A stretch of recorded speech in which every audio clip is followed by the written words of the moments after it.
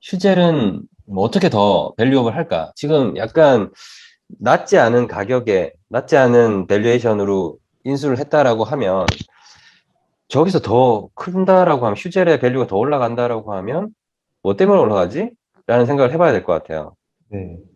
그러면 GS가 도와줄 건 거의 없고 그냥 국내 대형 재벌 기업이 이렇게 주주로 있다. 이 정도만 있는 거죠. 그 자체 시장에서 뭘 할 수 없고. 그러면 결국 아까 나눠주신 미용 시장과 치료 시장 중에서 어디가 어떻게 클 거고, 휴젤은 그 중에서 어디가 잘 되고 있기 때문에, 뭐 이렇게 이렇게 성장해 나가면 되겠다. 이런 것들이 좀 중요할 것 같아요.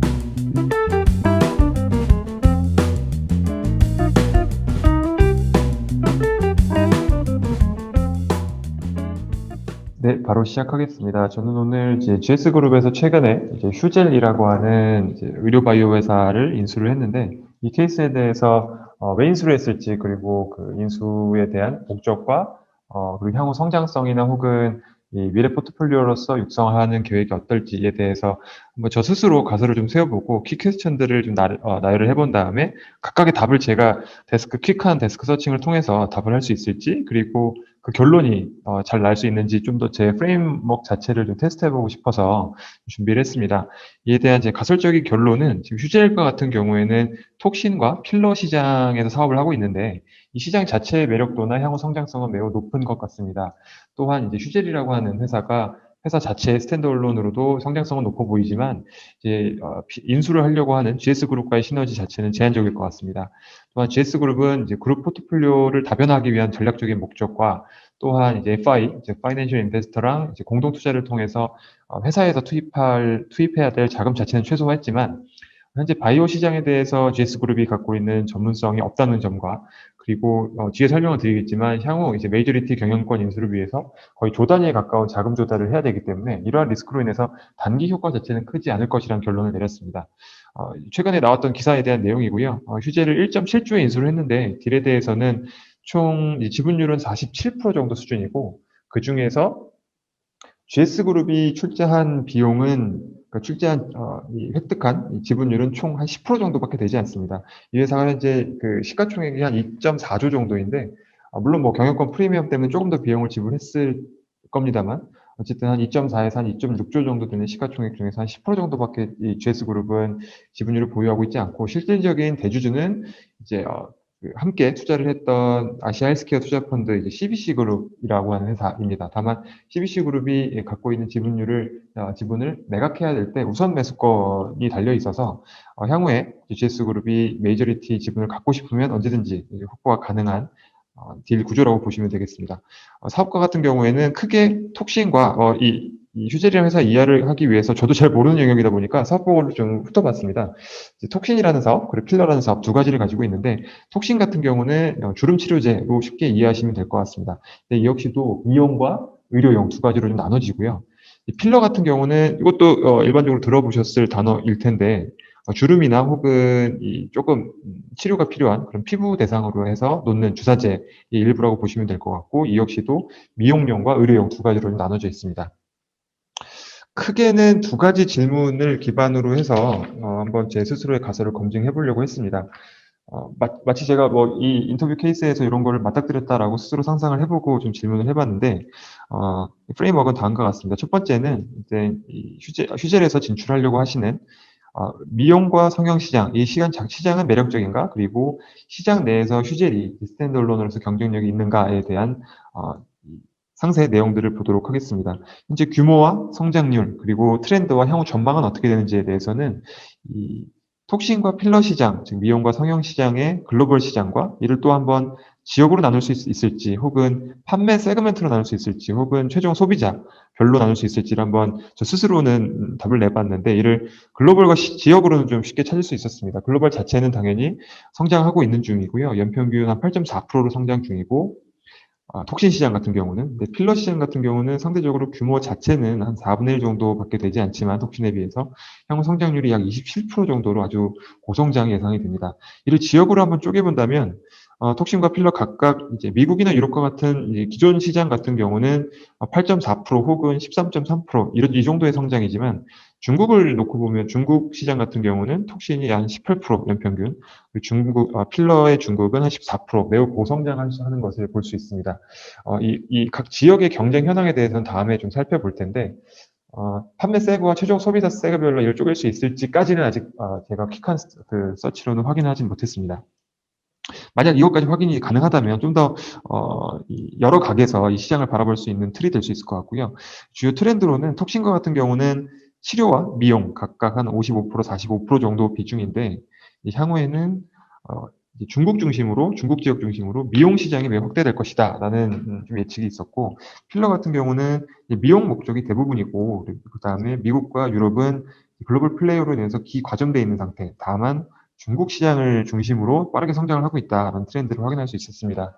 그 경쟁 현황과 그 각 경쟁 플레이어들 중에서의 키석세스 팩터를 좀 찾아보면 마켓 시어 자체를 좀 요약을 드린다면 톡신과 같은 경우는 북미 유럽은 이미 글로벌 플레이어들이 다 과점해한 상태, 그리고 중국도 일단 그 엘러간이라고 하는 글로벌 회사와 중국 로컬 회사가 양분되어 있는 상태에서 이 휴젤과 입센이라는 미국 회사가 신규로 진입한 상태. 한국과 같은 경우는 굉장히 프래그먼트된 상황인 것 같습니다. 필러 같은 경우는 마찬가지로 북미와 유럽은 메이저 업체들이 사실상 과점하고 있는 상태고 중국과 같은 경우에는 마찬가지로 상위 2개사가 양강 체제를 가지고 있으나 다만 매스 시장과 같은 경우는 조금 프래그먼트 돼 있다. 한국은 톡신과 비교했을 때보다도 더 많이 프래그먼트 돼 있어서 사실상 코스트 그리고 가격 경쟁 위주로 가고 있다고 볼 수 있을 것 같습니다. 수익성 같은 경우는 이제 글로벌 선도사들 정도밖에 찾아보지는 못했는데 이들 대부분 영업이익률이 거의 한 30% 정도 되는 수준이었습니다. 매출 원가랑 이제 판매 관리비 각각 해서 한 30%, 40% 정도밖에 되지 않는 시장에 진입을 해서 어느 정도 규모의 경제를 이루면 매우 좋은 이익률을, 질 좋은 이익률을 계속 유지할 수 있는 사업 그리고 경쟁 현황인 걸로 확인이 됐습니다. 주요 이 플레이어들의 이제 주요 경쟁의 주요 리딩 회사들의 이제 성공 요인들을 좀 어떻게 살펴볼까 하는 관점에서 이쪽 밸류 체인들을 쭉 나눠봤고요. 이 중에서 제가 서칭이 가능한 영역들을 좀 놓고 봤을 때는 크게 두 가지 영역, R&D 그리고 영업 마케팅 이 두 가지가 가장 핵심적인 키 석세스 팩터인 것으로 좀 확인이 됐습니다. 좀 특이한 영역인데 이 균주라고 하는 이 일종의 이, 그 치료를 하기 위한 어떤 바이러스 일종의 어떤 바이러스라고 보시면 되겠는데 이 균주를 자체적으로 개발해서 확보하고 있냐 이 자체가 일종의 진입장벽인 걸로 확인이 됐습니다. 이 개발 자체도 어렵지만 또 이것을 제품화하고 그다음에 제품화해서 계속 이 영업 마케팅 브랜드를 기반으로 끌고 나가는 것이 이 시장 내에서 핵심 역량인 것으로 봤습니다.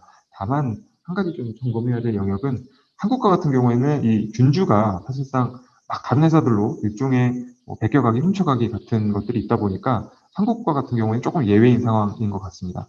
세 번째로 이제 휴젤과 같은 경우, 이 시장 내에서 과연 경쟁력을 갖추고 서스테이너블한 성장이 가능한가를 놓고 봤을 때는 일단 기존 재무 레코드를 놓고 봤을 때 이제 매출 같은 경우는 연평균 한 8, 9% 정도는 지속 성장을 하고 있고 영업이익률 역시도 글로벌 선도사 수준으로 한 30% 이상을 지속적으로 유지하고 있는 상황입니다. 제품 믹스를 놓고 봤을 땐 톡신이 53, 52%, 필러가 32% 정도 수준인데 아까 그 시장 트렌드를 봤을 때 향후에는 필러가 좀 더 높게 성장할 것이다라는 것을 확인할 수 있었는데요. 휴젤이 필러 영역에 좀 더 집중을 하게 된다면 기존에 갖고 있었던 이익률보다 더 좋은 그리고 더 밸런스 있는 제품 믹스를 가져갈 수 있을 것이다라는 판단이 좀 됐습니다. 필러의 국내 시장 점유율은 14%인데 아까 살펴봤듯이 매우 많이 프래그멘트되어 있는 상황에서 14% 정도를 갖고 있다는 것은 이제 영업 마케팅 역량과 이제 이 휴젤이라고 하는 회사의 필러 제품 브랜드 자체가 이제 병원이나 혹은 고객들 대상으로 영향력이 있다라는 것을 추측할 수 있었습니다. 영양평가를 뭐 제가 퀵하게 본 거긴 하지만 R&D 자체는 이 시장 내에서 균주라고 하는 요 독특한 이 R&D의 원천이 되는 기술과 이걸 제품화하는 기술을 놓고 봤을 때는 글로벌 업체 대비해서 매우 많이 떨어져 있는 상황은 아닌 것으로 확인이 됐습니다. 다만 이제 해외에서 허가를 받는 역량 같은 경우는 좀 더 점검이 필요한 상황인데 이 회사 같은 경우는 중국 시장, 해외 시장이라 하면 중국 정도를 좀 어, 집중적으로 보고 있다 보니까 미국이나 유럽보다는 중국 시장 내에서의 허가를 더 받을 수 있느냐가 중점적으로 봐야 될 포인트인 것 같습니다. 그리고 영업과 마케팅 같은 경우에는 국내의 경우 대부분의 회사 수준 이상으로 역량을 보유한 것으로 확인이 되고 최근에 좀 공격적으로 주요 임원들이나 혹은 자원을 투입하고 있는 것 같습니다. 그리고 최근 방금 본 기사인데 중국 시장 내에서 최초로 톡신 제품의 시판을 승인받았다고 합니다. 이는 아까 언급드렸었던 R&D 역량 측면에서 특히 R&D의 해외 시장으로서의 전위 관점 측면에서는 중국 시장에 좀 더 집중이 가능한 휴젤만의 아주 강점이라고 볼 수 있을 것 같습니다. 향후 성장 전략은 요약드렸다시피 중국 시장을 기반으로 이제 톡신과 필러 제품, 특히 이제 앞으로 중국에서 더 성장 중인 필러를 중심으로 성장할 것 같고, 다만 리스크 같은 경우에는 기사에서 보셨을 것 같긴 한데, 메디톡스라고 하는 회사랑 이제 균주라는 이 독특한 기술 IP를 가지고 분쟁을 벌이고 있는데 이에 대한 점검이 필요할 것 같고요. 그리고 미국 시장에서 지금 3상을 진행하고 있는데 갖고 있는 현금성 자산이 한 630억밖에 없는 걸로 좀 확인이 됐습니다. 향후 미국 시장뿐만 아니라 혹은 유럽으로 진출했을 경우에는 추가적인 이 자금 투입이 필요할 건데 아마 모 기업 혹은 자본시장으로부터의 추가적인 증자가 필요할 것으로 예상이 됩니다. GS그룹을 놓고 봤을 때는 결론적으로는 시너지 자체는 많지 않을 걸로 판단이 됩니다.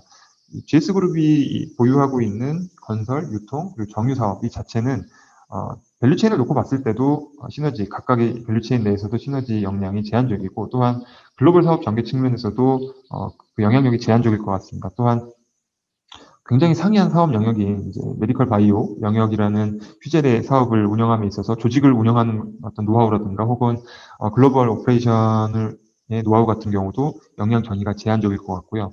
또한 투자 자금 유치와 관련해서도 일장일단이 있을 것 같습니다. GS와 같은 국내 대기업이 비록 메이저리티는 아니지만 어쨌든 다른 FI들과 인수를 했는데 이 증자를 함에 있어서 자기 모회사가 증자를 해주는 것이 아니라 시장에다가 이걸 증자를 한다. 이것은 회사에서 혹은 GS그룹에서 향후 성장성에 대한 의심이 있는 것이 아닌가라는 의구심을 들게 하는 거일 수도 있겠고, 혹은 반대로 이제 안정적인 모기업을 찾았으니까 자본시장 대상으로 증자를 하는 것이 앞으로 스카이라킹하는 성장에 바로 직전에 둔 것이 아니냐라는 시장의 시선이 반반이 있을 것 같다는 판단이 좀 들었습니다. PMI나 혹은 거버넌스 체계를 수립함에 있어서도 GS그룹이 물론 다양한 인수 경험이 있지만 이러한 크로스 섹터 딜에 대해서 과연 영향이 있을지에 대해서는 퀘스천이 계속 드는 상황입니다.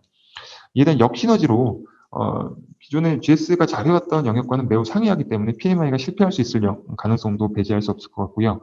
그리고 이제 건설이나 정유 유통 계열사를 통해 계열사의 배당이나 혹은 브랜드 비용으로 주 주제 GS가 자금을 보유했을 텐데 이를 이제 새로운 영역에 투입하는 것 자체가 기존 계열사들의 어떤 역량이 아니라 어떤 사기를 저하한다거나 기존 사업 운영에 좀 집중도가 떨어지게 하는 역시너지가 있을 수 있지 않을까라는 생각을 했습니다. 미중 무역 분쟁 같은 어떤 리스크까지 점검을 해봤는데 이는 이 휴젤 사업에 있어서는 제한적일 걸로 생각이 되고요.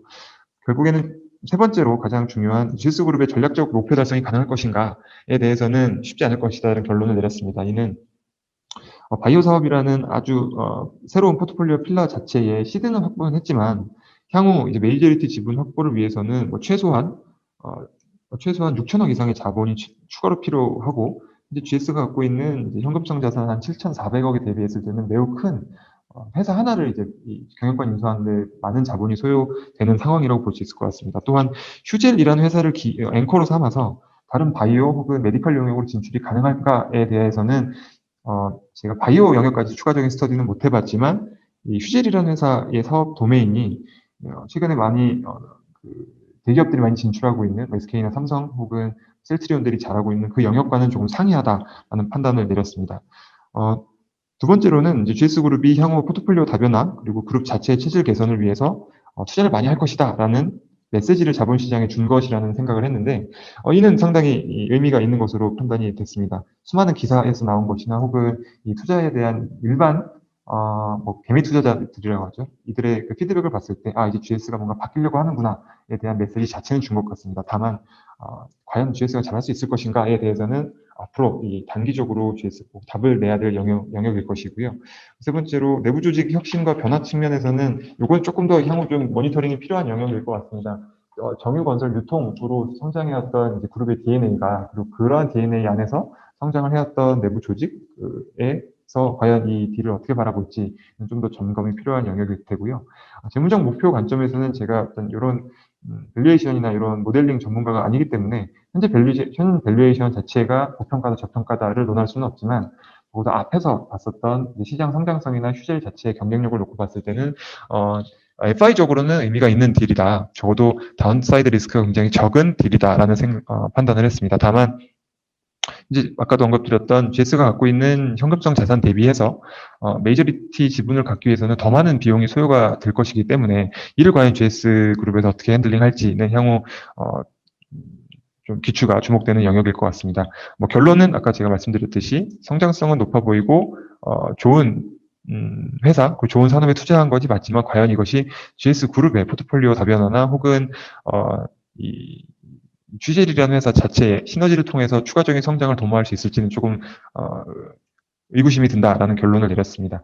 추가적으로 만약에 더 분석을 했을 때 좀 더 콘크리트한 결론을 무엇을 내릴 수 있을까라고 생각을 해봤을 때는 글로벌 바이오 제약 시장 내에서 휴젤이 하고 있는 이 톡신 필러 사업이 어느 정도 비중을 가지고 있고 또한 이 휴젤이 갖고 있는 기술 혹은 영업 역량, 그리고 판매 역량이 다른 글로벌 바이오 제약사들과 대비했을 때 어떤 궤의 차이가 있는지 그리고 어떤 수준의 차이가 있는지를 확인을 좀 필요할 것 같고 또한 왜 이 딜에 대해서 뭐 신세계, LG, 그다음에 GS 이런 기업 말고 글로벌 제약사 혹은 글로벌 바이오 회사들은 왜 뛰어들지 않았는지에 대한 의견과 또한 바이오 제약 사업과 관련했을 때 전혀 다른 이종 업체가 인수를 해서 실패했거나 혹은 성공했던 사례들까지도 좀 더 분석이 된다면 이 GS 휴젤 딜에 대해서 좀 더 깊이 있고 다양한 각에서 쳐다볼 수 있는 결론을 내릴 수 있지 않을까라는 생각을 했습니다. 오늘은 이상 여기까지 좀 말씀을 드리겠습니다.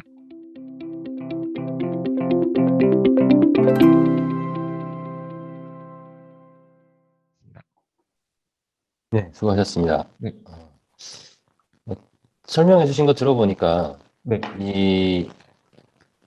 GS는 휴재를 인수할 때 과연 SI 관점에서 봤을까, FI 관점에서 봤을까, 그게 제일 큰 결정일 것 같아요. FI가 더 가깝지 않나? 라는 생각이 들어요. 네네. 뭐 잘 정리해 주셨지만 사실 시너지가 거의 없죠. GS 그룹, 특히 GS 칼텍스 계열의 그룹사들하고 연계하거나 뭐 같이 할 수 있는 거 또는 휴재를 어떤 뭐 전략적인 파트너로서 뭘 더 지원해 줄 수 있는 거나 그런 게 거의 없는 거 아닌가? 라는 생각이 들어서 나중에 뭐 대주주, 그러니까 그 경영권을 인수할 수 있는 일대주주 포지션을 생각해서 들어가는 게 아니라 그냥 이 정도 캐시로 한번 투자 한번 해보는 게 어떨까? 뭐 이렇게 생각하고 들어간, 그래서 되게 스탠드얼론 밸류만 가지고 단독 마켓의 어떤 그로스, 그 안에서의 수익성 이런 것만 따져서 들어간 거 아닐까라는, 그렇게 보면 결국에는 GS 그룹의 그 투자자로서의 어떤 프랙티스였다. 뭐 프랙티스라고 할 수는 없겠고 뭐 액션이었다라고 이해가 될 것 같아요. 자, 그러면 우리가 이제 뭐 거기까지만 하고 얘기를 끝낼 건 아니니까 그럼 네네. 휴젤은 뭐 어떻게 더 밸류업을 할까? 지금 약간 낮지 않은 가격에 낮지 않은 밸류에이션으로 인수를 했다라고 하면 저기서 더 큰다라고 하면 휴젤의 밸류가 더 올라간다라고 하면 뭐 때문에 올라가지? 라는 생각을 해봐야 될 것 같아요. 네. 그러면 GS가 도와줄 건 거의 없고 그냥 국내 대형 재벌 기업이 이렇게 주주로 있다 이 정도만 있는 거죠. 그 자체 시장에서 뭘 할 수 없고 그러면 결국 아까 나눠주신 미용 시장과 치료 시장 중에서 어디가 어떻게 클 거고 휴젤은 그 중에서 어디가 잘 되고 있기 때문에 뭐 이렇게 성장해 나가면 되겠다. 이런 것들이 좀 중요할 것 같아요. 네. 네. 맞습니다. 그렇게 본다 그러면 이제 간단하게 정리한다면 뭘까요? 한두 문장으로 정리한다 그러면 뭘까요? 톡신과 필러 시장, 음, 중국의 톡신 필러 시장, 특히 미용용 시장에 음, 집중해서 향후 성장 역량을 투입할 것으로 생각이 됩니다. 음. 미용이 만약에 치료보다 더 매력적인 시장이다라고 얘기하려면 왜 그럴까요? 고용역까지, 그러니까 치료용 시장의 어떤 전방 산업과 미용용 시장의 전방 산업의 이 뒷단의 디테일까지 사실 살펴봤으면 좀 더 정확한 답이 될 수 있을 것 같은데, 이 사업 보고서상의 이 판매 채널들을 놓고 봤을 때 치료용 같은 경우는 이제 제약사 혹은 병원 대상으로 판매를 하는 제품이고, 미용용 같은 경우는 일반 B2C 시장에 풀리는 제품인 걸 놓고 봤을 때 상대적으로 미용 시장이 진입장, 그 어떤 판매를 함에 있어서의 진입 장벽이 낮다라는 가설이 좀 들었습니다. 그렇다면 이 휴젤 같은 경우에는 자기들이 갖고 있는 제품을 기반으로 상대적으로 이 진입 장벽이 낮은 미용용 시장에 먼저 진출을 해서, 그리고 상대적으로 미용용 시장이 좀 더 비중이 확대가 될 예정이기 때문에 그 영역을 잡겠다라는 전략일 것으로 추측이 됩니다. 그걸 조금 더, 그러니까 우리 가설로만 한번 더 생각해 보면 네. 치료용 시장보다 미용으로 쓰일 때 이 보톡스와 필러라는 게 더 자주 구매되지 않을까요? 그리고 뭔가 그 판매된 입장에서 B2C니까 이게 네. 대형 병원에서 치료 목적으로 하는 것보다는 끼워 팔기나 이런 것들이 더 잘 될 것 같아요. 음, 그러니까 왜냐하면 그러니까 피부과에서 이렇게 프로모션으로 싸게 한번 해주고 되게 효과가 좋아요. 그리고 이제 끝이 아니라 이게 효과가 떨어지잖아요. 보톡스라는 네. 거는 필러도 맞습니다. 그렇고. 그러면 이제 일정 기간 내에 그러니까 약간 어떻게 보면은 한번 써보신 이 분들은 아 이게 효과가 이제 떨어졌구나. 다시 가서 또 음, 해야겠다라는 생각으로 계속 리커링이 될 거고 그 과정에서 추가적으로 만약에 제공할 게 있다 그러면 요거 같이 하시면 더 싸게 돼요. 뭐 요런 게 들어가는 거죠. 그거에서 뭐 필러와 보톡스에 끼워 팔기 뭐 네, 네, 아니면은 네. 예, 추가적인 뭔가가 있는 거. 음, 그래서 이게 B2C고 그래서 굉장히 전략적인 마켓 뭘까요? 마켓 쉐어를 가져올 수 있는 전략들이 필요하지 않나. 네, 네. 음.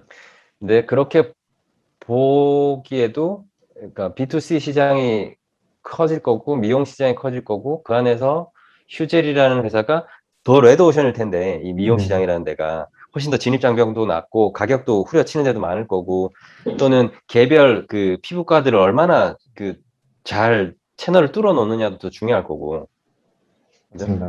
네. 네, 그, 그런 것들이 결국 음, 휴젤의 미래 가치를 결정하는 거 아닌가? 만약에 그냥 가설적으로 생각해 보면 휴젤이 상하이나 이런 그 중국의 1성급 그 도시들, 1성급 그 뭐라 그러나요? 그 큰 네, 사이즈의 네. 대형 도시들의 메이저 그 피부과들을 음, 이제 약간 그 커뮤니티가 다 이제 지배한다 그러면 그 헤게모니를 가져온다 그러면 휴재는 어마어마한 음, 밸류를 가져갈 수 있겠죠. 네, 네. 맞습니다. 그러니까, 그런 전략들이 뭐가 있을까? 음, 그거에 이런 자금들이 쓸 수 있느냐? 뭐 이런 고민들이 필요할 것 같네요. 네. 음. 네, 지금 그냥 우리가 기계적으로 디에서 뭘 인수했대라고 하면 그 시너지 뭐야? 이게 이렇게 보게 되는데 사실 봐도 아닐 것 같다라는 게 그냥 금방 나오죠. GS의 사업 포트폴리오와 휴젤의 사업의 그 어떤 접점이라는 건 굉장히 멀리 있으니까 제약 바이오라고만 놓고 봐도 뭔데 휴젤은 제약 바이오에서도 되게 변방이잖아요. 네. 되게 특이한 어떤 특정 영역인 거고 다른 영역 다른 제약 바이오로 넘어가기 힘든 거일 텐데 이제 그렇게 보면 그냥 스탠드얼론 밸류를 얼마나 이제 좋은 투자를 했느냐에 대한 판단. 그 좋은 투자의 판단은 결국 미용 시장 또는 이런 B2C 시장의 페네트레이션 레이트 뭐 이런 걸로 결정된다로 정리할 수 있겠네요. 저한테 또 주신 말씀이 도움이 되는 게, 요거 보는 데 있어서, 뭐 개인적으로 이걸 준비할 때는 진짜 인터뷰를 염두한다고 생각하고, 이런 문제를 받았을 때 어떻게 접근할 것인가를 생각을 하고, 오히려 시간을 많이 쓰지 말고 퀵하게 보자, 음, 이런 주문 스스로 했었는데, 네, 사실 그냥 이 시장이나 혹은 경쟁 현황을 아주 몇십 분만 찾아봐도, 아, 음, 중국, 비용, 이렇게 딱 답이 네, 그렇죠. 나오거든요. 근데 오히려 음, 제가 GS의 현황이나 뭐 이런 사업보고 찾아보는 것보다, 아, 중국 시장, 또 미용 시장 어떻게 구분이 돼 있지? 그 안에서 음, 구성이나 혹은 진입 장벽이 뭘까만 한두 단계만 더 봤어도, 아, 오늘 대표님께 좀 더 좀 더 콘크리트한 답을 드릴 수 있었을 것 같네요. 실제로 만약에 휴젤이 발주하거나 아니면 GS나 CBC나 IMM에서 발주해서 중국 시장 어떻게 들어가야 되는지 페네트레이션 전략 짜주세요. 그 한 음, 판이 나와야 되는 거예요. 네, 그러면 네, 중국 시장이란 이 필러 시장은 다른 건 필요 없고요. 그냥 B2C의 대형 피부과들 다 잡아야 됩니다. 네. 그러니까 부자들이 가는 피부과 다 잡아야 되고, 그게 네. 1성급 도시는 이렇게 페네트레이션 돼야 될 거고, 2성급, 3성급은 이렇게 됩니다. 근데 2성급, 3성급이 훨씬 더 쉬워요. 뭐 이런 얘기를 할 수도 있어요. 네네네네네. 그렇죠. 그래서 뭐 청두나 이런 데로 가야 됩니다를, 스촨이나 뭐 이런 데에 있는, 우리가 생각했을 때 좀 작지 않나라고 했는데 거기가 오히려 이제 무주공산인 거고, 상하이나 북경이 완전 그 레드오션이고, 그래서 뭐 채널을 저쪽으로 뚫어야 되고, 현지의 어떤 업체와 아니면 뭐 이런 역량을 빨리 확보하는 게 2성급, 3성급의 빨리 페네트레이션 전략이다. 거기에 빨리 네네. 먹는 게 시장의 60%를 먹는 거다. 네. 뭐 이런 게 나오면 그냥 재밌는 얘기가 되는 거죠. 네, 네. 음. 오케이. 일단 알겠습니다. 뭐 네. 근데 가설적으로 얘기할 수 있는 거니까 그거는. 네. 네네. 수고하셨습니다.